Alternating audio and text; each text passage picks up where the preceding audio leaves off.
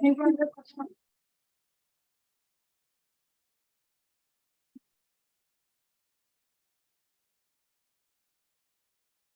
morning. The topic of my presentation is default mode network, and moderator of my presentation is Dr. Ayushi. First, the introduction. What is default mode network? The default mode network was discovered serendipitously, that is by luck.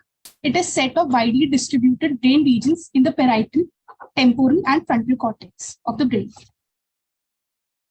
The default system of the brain, which is activated when people are at rest and thinking about themselves, and it is suppressed when they are performing any challenging task or focusing on any task. It is also active during directed tasks such as remembering one's past or thinking about what might happen in the future. Default mode network is also called as language network, semantic system, limbic network, task negative network, and medial frontoparietal network.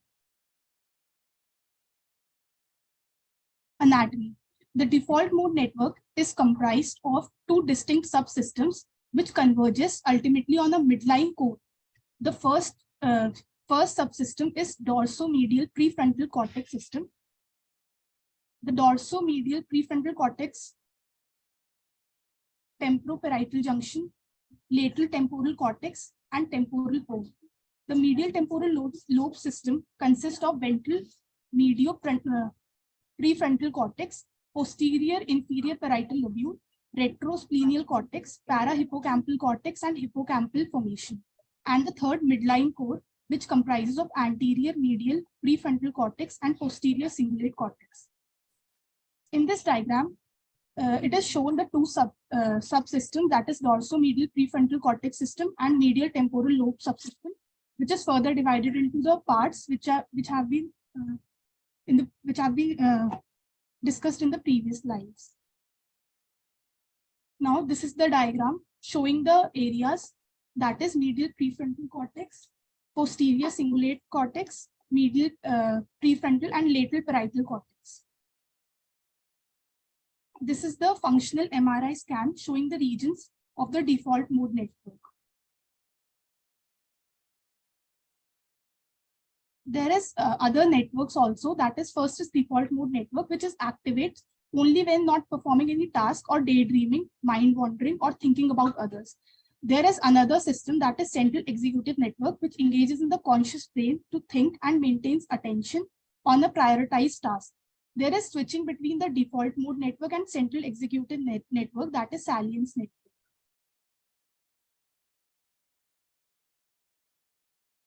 Now, the ventral medial prefrontal cortex, it is a part of medial temporal lobe subsystem, which is concerned with emotional engagements during social interaction, social cognition, which is important component of an individual's personality.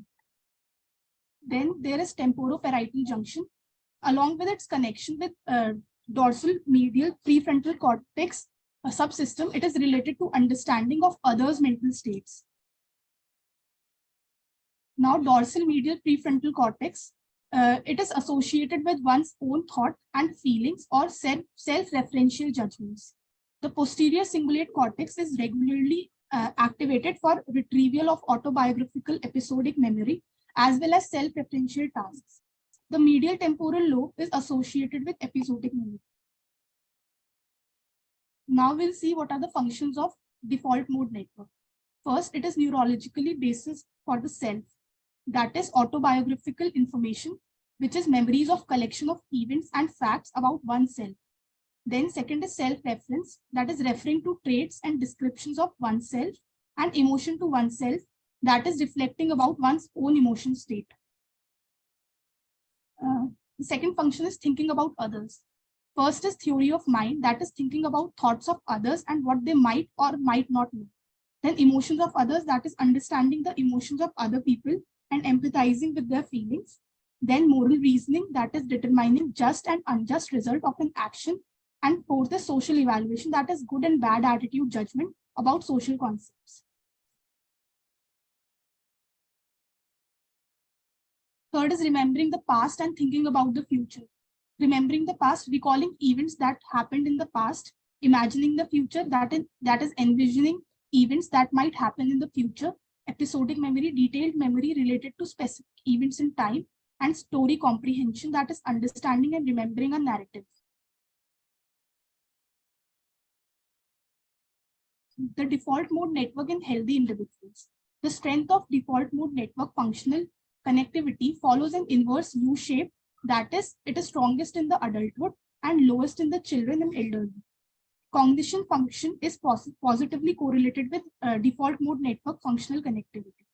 Females exhibit stronger intra-network connectivity compared with the male. Now the default mode network dysfunction in schizophrenia. Schizophrenia is characterized by positive symptoms, that is hallucinations, negative symptoms, that is evolution and apathy, and disorganization, that is thought disorder, and cognitive deficits. There is hyperactivation and hyperconnectivity of the default mode network. There is the reduced suppression and hyperactivation of the default mode network means an inability of a patient to redirect resources away from the internal thoughts and feelings towards external stimuli, which is in order to adaptively perform a difficult task. That is, which leads to reduced attention and thereby working memory that are seen in schizophrenia. Over-engagement of the default mode network could lead to exaggerated focus on one's own thought and feeling. Thus, neutral events would seem to be imbued with the exaggerated self-relevance, that is paranoid ideation. In this diagram, we can see there is comparison of functional MRI between the normal subject and schizophrenia patient, and we can see hyperactivation of the default mode network in the schizophrenia patients. Default mode network dysfunction in ADHD. There is reduced default mode network task suppression in ADHD, and there is reduced default mode network resting state functional connectivity within ADHD, which leads to attention deficits, daydreaming, distraction, confusion, and hyperactivity. Now we'll see the default mode network dysfunction in other psychiatric conditions. In major depressive disorder, there is hyperactivation and hyperconnectivity in default mode network, which is responsible for decreased attention and depressive rumination. Also, there is imbalance in the task positive network and default mode network. In this diagram, we can see there is the functional MRI of depressed subjects and control subjects. And we can see there is a functional, there is the activity is increased in the depressed subjects of diffused mode network.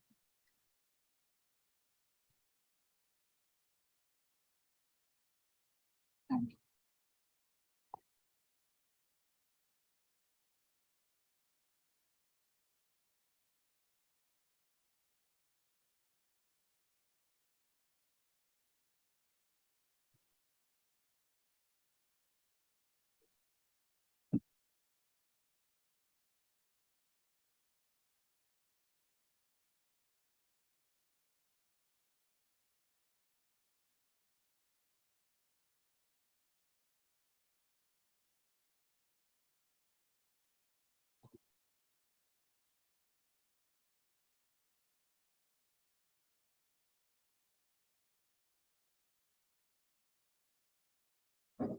Good morning, everyone. Today I, Soumya, going to present on topic Central Executive Network, and my moderator is Dr. Dishani. What is brain network? There are no brain areas solely responsible for complex functions like language, emotion, attention, but multiple brain areas that are working in complex coordination. The manner in which these brain areas are connected, they form brain networks. We know every part of brain plays a role in brain function. Every brain area is a part of large brain network. There are 7 main networks of brain that are sensory motor, default mode, salience, limbic, dorsal attention, central executive, and visual. Now we come to the central executive network. The central executive network, also called as frontoparietal control system or network, is crucial for the attentional system.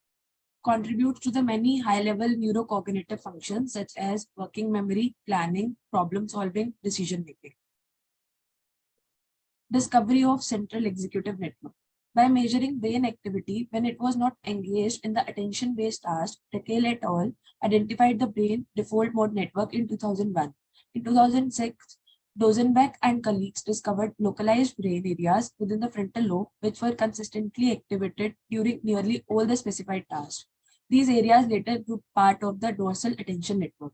The key areas for task control are now considered the constituents of central executive network. Role of central executive network. The central executive network exists as a superordinate control network. It uses input from other network for task selection and executive function. It has various roles such as strategy selection, verbal fluency, dual task performance, switching of the retrieval strategy, inhibiting irrelevant effects, holding and manipulating information in long-term memory, updating processes. This is the picture depicting the roles of the central executive network. Now we come to the anatomy of the central executive network. The central executive network anchored in the dorsolateral prefrontal cortex and posterior parietal cortex, particularly the intraparietal sulcus. This is the picture showing the anatomy of the central executive network. Development of central executive network. Between childhood and adulthood, significant changes occur in the functional architecture of brain. The adult human brain is organized into functional networks consisting of distinct neural regions that demonstrate correlated blood oxygen level dependent bold signals, fluctuation both during specific tasks and while during rest. Integration with other brain networks. The central executive network has strong connectivity to the default mode network and to the major cognitive control network, that is the salience network. The default mode network is activated while resting, while the central executive network and salience network are activated while conducting a task. The central executive network is usually activated together with the salience network and share function to form a neural switch that swaps the brain states from non-task phasing activating of the default mode network to the task phase activating of the central executive network and salience network, and the vice versa. This is the picture depicting of salience network, default mode network, and central executive network. There is anti-correlation between the default mode network and the central executive network, and salience network is the switch between these two. This is the picture showing that default mode network is endogenously mediated self-referential mental activity control. Default mode network controls endogenous self-referential mental activity, and central executive network is exogenously driven and is cognitively demanding mental activity. And salience network is dynamic switch between these two. Default mode network, you can compare, you can see that, for example, default mode network is for imagination, and salience network is for awareness, and central executive network is for thinking. Default mode network activates when not performing any task, daydreaming, mind wandering, thinking about others, and central executive network engages your conscious brain to think and maintain attention or prioritize a task. And salience network is a switch between default mode network and the central executive network. Abnormalities in the central executive network. It's been related to the major psychiatric and neurological disorders, including psychosis and schizophrenia. Aberrant switching between the central executive network and default mode network as a result of over or underactive salience network demonstrated as symptom of schizophrenia and post-traumatic stress disorder. Impaired functional activity between cerebellum and may be symptom of bipolar disorder due to difficulty in maintaining cognitive and emotional control. If central executive network becomes overactive, it may implicated in obsessive compulsive disorder. Likewise, reduced functional activity with amygdala contributes to the generalized anxiety disorder.